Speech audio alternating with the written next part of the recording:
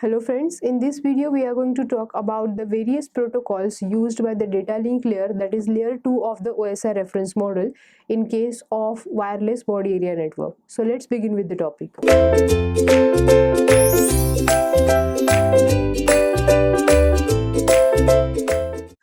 Protocol is nothing but a set of rules that are used to govern or to observe the communication between the two computer systems. Because when the data is transmitted across the network, it may transmit it in the different packet or different frame format. In order to have the compatibility between the different packets and different frame format, the set of rules is get defined and that rules are called as protocol. So now in this video we are going to talk about the data link protocol which are used in case of wireless body area network. In case of OSI reference model, the data link layer is considered as a layer 2 and it deals with the actual data transfer. So let's start with it. As just discussed, the data link layer is second layer of the OSI layered architecture. This layer consists of the various functions, and from functionality point of view and from operation point of view, it is one of the most complicated layer which has a complex functionality and liabilities. The data link layer performs the most reliable transmission, or we can say the most reliable node-to-node delivery of the data. Now it receives the packet from the network layer, convert that packets into the frame and transmit it to the physical layer for further communication. It performs the exactly opposite process at the receiving side. It also performs the synchronization of the information. Which is to be transmitted over the data. So synchronization between the transmitter and reception is also a function of data link layer. Now here from the diagram we come to know that the data link layer receives the data in the form of packets from the network layer. With the help of that packet, it forms certain number of frames and that frames are get transmitted to the physical layer. Now at the other side, it receives data from the physical layer, it forms a frame and then transmit it to the network layer for further communication.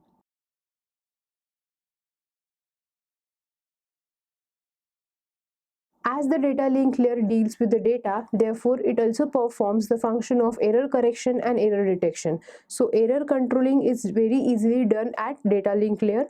The encoded data is then passed to the physical layer. From the diagram we can come to know about the explanation.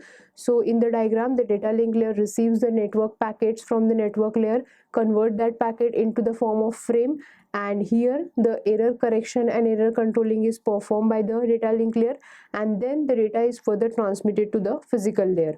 The error detection bits are used by the data link layer and it also corrects the various error if any error present in the data. Outgoing messages are assembled into the form of frames. The system then waits for the acknowledgement to be received after the transmission and it is reliable to send the message. So after transmission of the data, the system, or we can say the node, wait for an acknowledgement from the other side. That means whether the data is properly received by the receiver or not.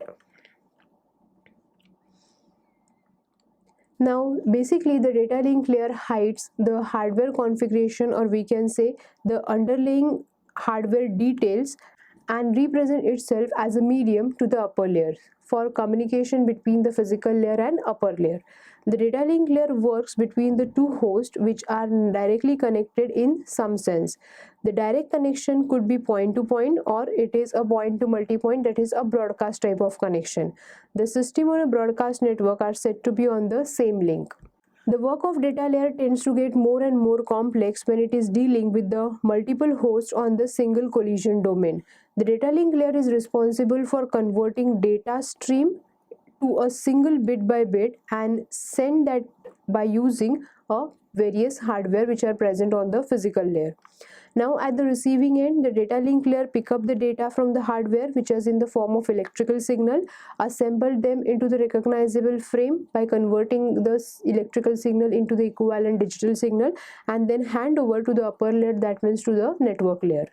Now, data link layer is get divided into two sublayer. The first sublayer is logical link control, that stands for LCC, and second is media access control, that stands for MAC. Now, logical link control deals with the protocol flow control and error control, whereas MAC deals with the actual control of media. Now let's look at the various functions that comes under the data link layer. So the first function is nothing but framing. We know that when the data link layer receives the data from network layer in the form of packet, it first check for the error. If the errors are present, then the errors are get corrected and the errors are get detected. After that, the data link layer assembles the data in the form of frame. So framing is considered as one of the important function of data link layer. The data link layer takes packet from the network as just we have discussed and then encapsulate them into the form of frame, then send each frame bit by bit on the hardware. At the receiving end, the data link layer pick up the signal from hardware and assemble them into the frame. So when the data link layer receives the signal from hardware, the signal is in electrical form. So conversion of electrical form into the suitable other form and then assembly of the other form of data into the frame is nothing but the framing, and that framing is performed by data link layer. The second function is nothing but the addressing. So data link layer provides the layer to hardware addressing mechanism. The hardware address are assumed to be unique address on the link. It is encoded into the hardware at the time of manufacture only. Then next is nothing but the synchronization. In order to have a proper and reliable data communication, it is very much important to have a synchronization between transmission and receiver. When the data frames are sent on the link, both machines must be synchronized in order to take place the proper transfer of the packets. The next is nothing but the error control. Sometimes the signal may encounter problem in the transmission and the bits are get flipped. These errors are detected and attempted to be recovered the actual data bits. It also provides the error protecting or error reporting mechanism to the sender. So during transmission, it may possible the data may get corrupted or the data bits may get flipped. So the error control is achieved by a data link layer at the layer 2 of the OSI model, and it is also performs the attempt for obtaining or recovering the original data. Next function of the data link layer is nothing but the flow control. The station on the same link may have the different speed or capacity. It is not necessary that all the system or all the node operates with the same speed or operates with the same capacity. Some having a less speed or some having a more capacity. So based on that, the flow control is required to be performed. The data link layer ensures the flow control that enables both the machine to exchange the data on the same speed. Sometimes if the machine having higher processor, then their speed of transmission is maybe higher than the receiving machine. So in that case, it is not possible for the receiver to get the data or to receive the data at the same speed at which the data is transmitted. So the maintaining of that speed or controlling of the speed of data transmission is performed by the data link layer. The next function is nothing but the multi-access. When the host on the shared link tries to transfer the data, it has the high probability of collision. Because in case of shared link, sometimes two devices or more than two devices performs the data transmission after sensing that the medium is free. So in that case, the collision may get occur. So the data link layer provides a mechanism which is called as CSMA-CD, that is carrier sense multiple access collision detection, which is having a capability of accessing the shared medium with the multiple system. So with the help of CSMA-CD, it is possible for the data link layer to detect the collision, and some measures or some remedies can be taken so that the collision is get avoided. Because in case of CSMA, the carrier gets sensed by the node and before transmission process is going on, and if the carrier senses that the channel is free, then it performs the data transmission, otherwise it will wait for the random period of time. Now, after looking at the functionality of the data link layer, which includes addressing, which includes framing, error control, flow control, and multiple access, next let's have a look of the protocols that are used by the data link layer. So traditionally, the protocols defined by the data link layer is to deal with the flow and error control, and the four different types of protocol used by the data link layer are nothing but the simple, stop and wait, go back, and selective repeat. Now, From these 4 protocols, only the first 2 protocols are most widely used and other 2 becomes disappeared. So in this video also we are going to talk about the first 2 protocols, that is simple and stop and wait. So before going to start with the actual protocol description, let's first have a look of one of the important concept that is called as finite state machine, which is represented by FSM. So it basically, the FSM is a machine with finite number of states. The machine is always in one of the state until the event occur. That means the state of the or we can say the condition of the machine until the next action takes place. And each event is associated with the 2 reactions. So whenever any event occurs, the machine provides response in the form of 2 states. The first is called as defining the list of action to be performed, and second one is determining the next state, which can be the same as the current state. So here we can see the figure of FSM, in which we have a 2 state which can perform 2 actions when the event occur.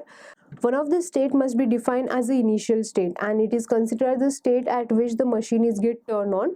Now figure shows the example of the machine by using FSM. Here when the event occur, then machine can respond to that event by using 2 actions. First action, first of all, it determines all the possible conditions, or it determines all the possible action or list of parameter, and second is nothing but the next stage. So we can say the state 1 and state 2, and along with the event we can determine the various FSM. Now the round circle rectangle in the figure represents the state. Now the colored text represents the event, and the black text represents the actions. Now let's just start with the discussion of first protocol used by the data link layer, and the first protocol is a simple protocol. So in this protocol is basically a simple protocol, and it do not perform any flow control or error control. We assume that the receiver can immediately handle any frame as it received. That means the receiver is always in the ready condition, and whenever the frame is get received by it, it can handle that frame. The receiver can never be overwhelmed with the incoming frames. Now here we can see the layout of the protocol. Here the network layer and data link layer is present, and sending node is, there are 2 types of nodes, sending and receiving node. Sending node is ready with the data, and whenever the data is available to the receiving mode, it performs the action or it performs the data transmission. Now let's talk about the FSM of the simple protocol.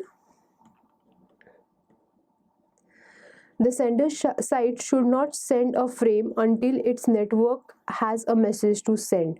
Whenever the network layer send a message to the data link layer that forward the frame to the receiver or forward the frame to the next node, then only the sender should send the frame after receiving the message. Similarly, on the receiver side, the receiver should not receive the message until it receives a request or until it receives the signal from the network layer.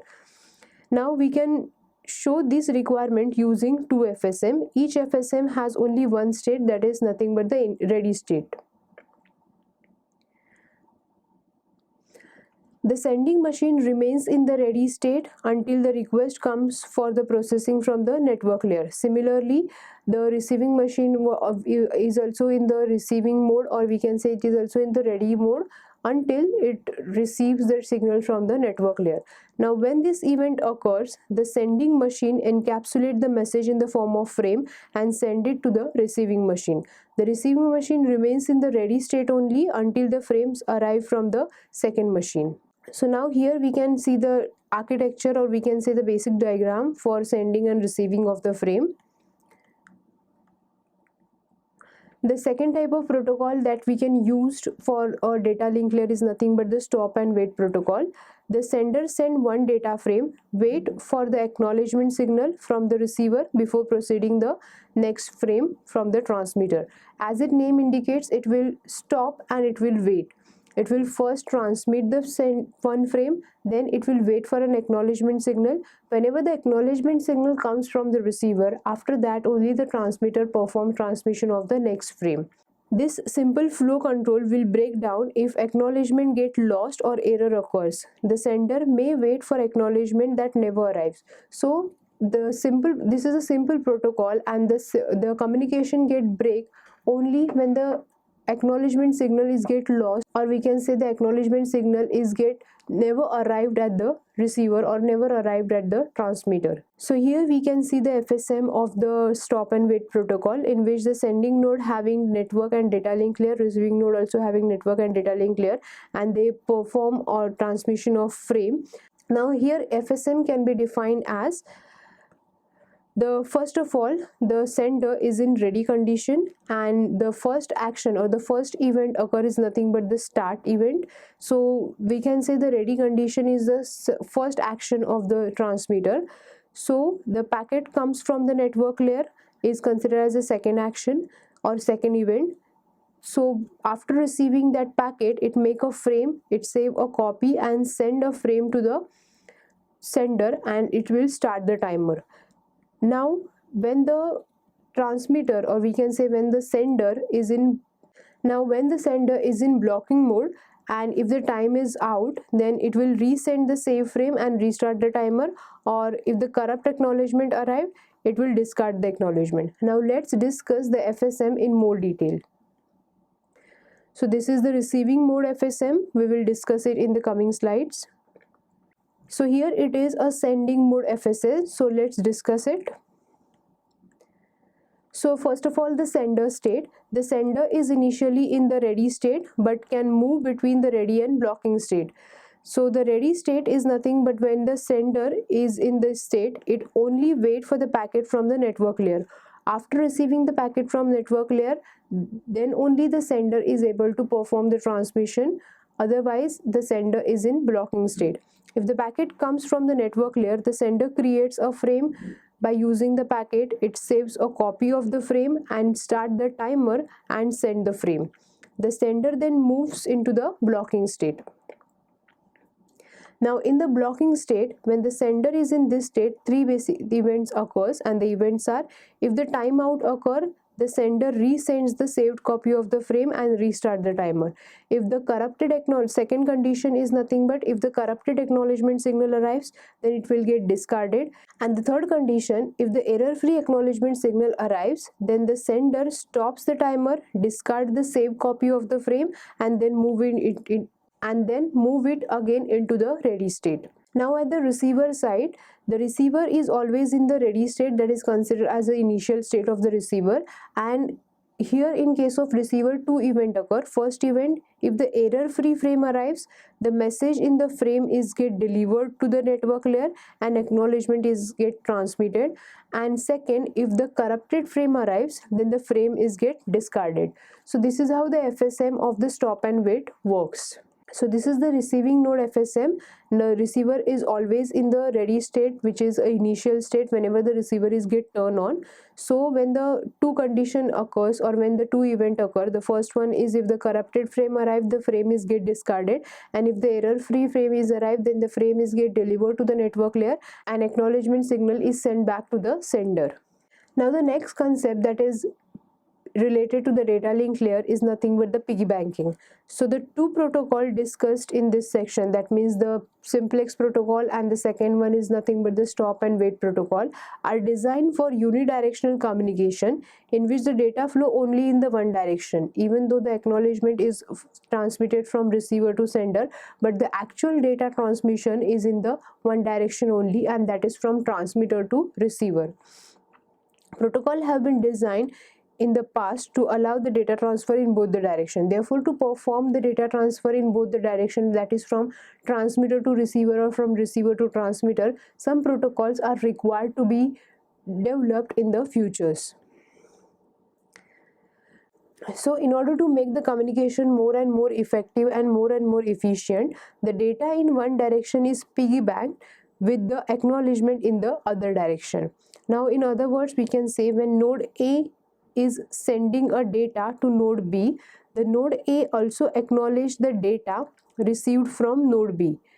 Because piggy banking makes communication at the data link layer becomes more complicated and it is not commonly used in the practice. The next is nothing but high level data link control protocol, that is HDLC protocol. So this protocol is nothing but a bit oriented protocol, and it uses bits to stuff flag occurring in the data.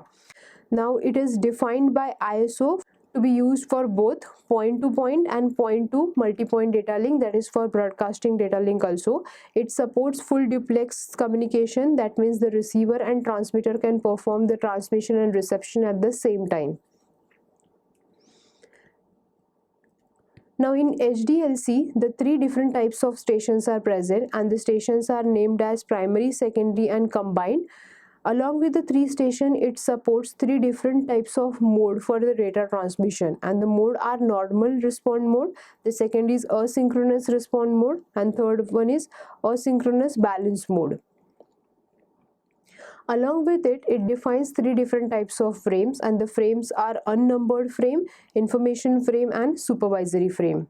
Now let's discuss the three stations used in HDLC. The first station is nothing but the primary station. The primary station has a responsibility of controlling the operation of the data flow. Then it is also responsible for handling the error recovery. Then it also performs a function of framed issues by primary station are called as commands. Then next comes is the secondary station. The operation under control of the primary stations are called as secondary stations.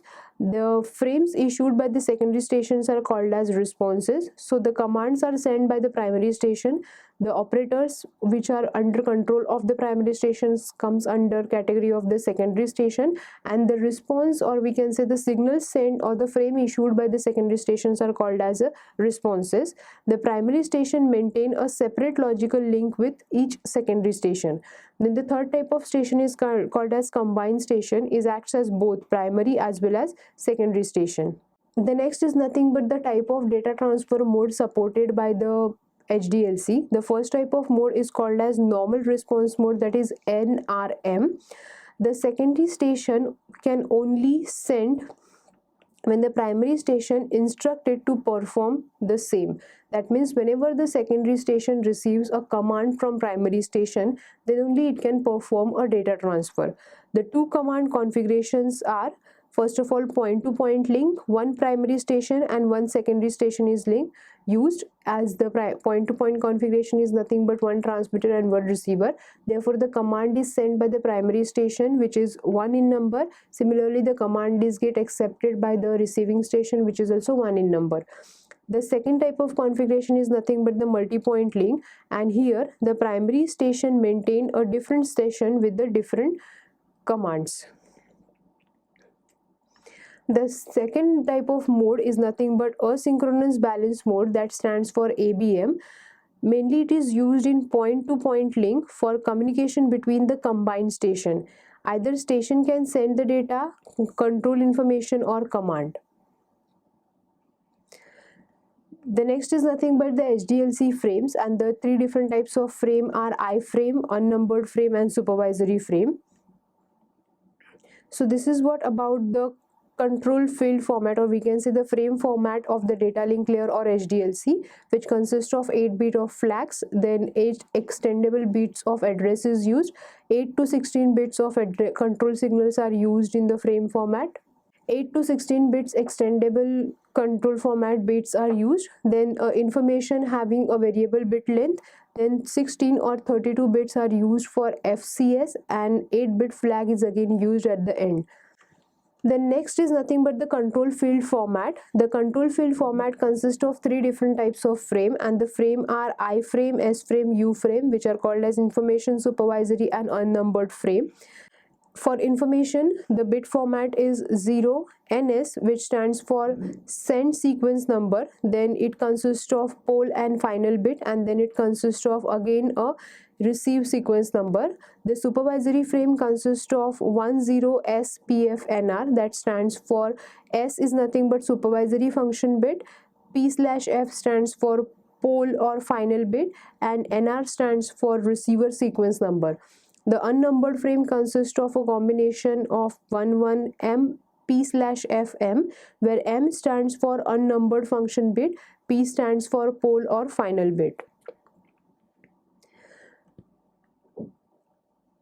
Now, after having look of the packet format or the frame format of the HDLC, let's start with the classes soft frame. The three different classes used in case of HDLC are: first is unnumbered frame. Unnumbered frame is represented by U. So U frame are reserved for the system management. Information carried by U frame is intended for managing the link itself. Then the second type of frame is called as I frame, that is information frame. And I frame are used by the data link layer for carrying the user data and for control information related to the user data. The next type of frame is supervisory frame, and it is represented by letter S. It is used for error correction and flow control purpose, and hence it contain and send a sequence number. So error correction and flow control purpose is performed by using a I frame or supervisory frame. So here we can see the format of I, S and U frame. The I frame consists of flag at the starting and end. Then it contain address, then it contain control, user information, FCS along with flag. In S frame and U frame also, the frame gets start and end with the flag bits, which is of 8 bit. Then address is present, which is a extendable address. Control bits are present, which is 8, 16 or 32 bit. Then in case of S frame, there is no information is get transmitted, as they are used only for error control and flow control purpose, and therefore they contain the send and receive sequence number. They do not contain any user information. Only the user information is present in I frame, and U frame contain the management information. It is responsible for managing the link. Again, the FCS is present, that is called as frame check sequence, which is responsible for error correction and detection. And finally at the end, 8-bit flag bits are used. Now let's discuss the field of HDLC frame in detail. The first field is nothing but the flag field. This field is basically contain the synchronization pattern, and it is in the form of 0, 1, 1, 1, 1, 1, 1, 0. That gives a synchronization pattern which identifies both the beginning and end of the frame. As we just saw in the figure, that beginning and ending of every frame, that means whether it is I, S or U frame, the flag bits are present, and that are used for the synchronization and also for indicating the starting and ending of the frame. The second field is called as address field. The address field contain addresses of the secondary station. If the primary station is created the frame, it contains 2 address, and if the secondary station creates the frame, then it contains from address. The address field can be 1 byte or several byte. It is variable in nature, and it is basically a long, and it depends upon the need of nature. That means how many number of bits the address field contain, that will totally depend upon the needs of the network. The next is nothing but the control field. The control field uses either 1 or 2 bytes, and it is used for error and flow control. As its name indicates, it is nothing but the control field, and these bits are interpreted as a control bit for error correction and error detection purpose. The next is nothing but the information field, that is contained only by I frame. So the information field basically contains the user data from the network, and they also contain the layer or management information, and the length of this frame can vary from one network to another network. So based on what amount of data user is sending, this field is also having a variable bit length. The next is nothing but FCS field, which present in all the frames, that means in I, S as well as in U frame. So it stands for frame check sequence. In HDLC, it is used for the error detection and error correction purpose. Now there are different supervisory frames are used, and the 4 different types of supervisory frames having a combination of 0, 0, 1, 0, 0, 1 and 1, 1. So let's understand what this combination indicates. So the first combination is 0, 0, that indicates receiver ready, and NR acknowledge all the frames received up to, and it includes one of the sequence number, that is NR minus 1. When SS is equals to 1, 0, it indicates that the receiver is not ready, and that is indicated by RNR, and NR has the same meaning as above. That means the combination or the meaning of combination 0, 0, same meaning is provided in case of combination 1, 0. Then the next combination is nothing but 0, 1, that indicates rejection. All the frames with the sequence number NR or higher than the sequence number NR are get rejected, and Acknowledgement signal with the sequence number NR-1 and lower are also get rejected. The next combination is nothing but SS equals to 1 1. It is nothing but the selective reject. The receiver rejects the frame with the sequence number NR. So these are the 4 supervisory frame combinations that can be transmitted in the supervisory frames. The next is nothing but unnumbered frame, and unnumbered frame get divided into the category like mode setting command and response, recovery command and response, and miscellaneous command and response. So these categories comes under the frame that is called as unnumbered frame. So this is what about the data link layer protocol used by the data link layer of OSI reference model in case of wireless body area network. Now the data link layer is responsible for addressing, it is responsible for framing, as well as it is responsible for flow control and error control. It uses 4 basic protocol, that is simple, stop and wait, but out of that 4 only these 2 protocols are used most widely. Then it also uses a bit oriented protocol that is called as HDLC, which is used for transmission of the user information along with some supervisory control and the unnumbered control, which is called as commands and response.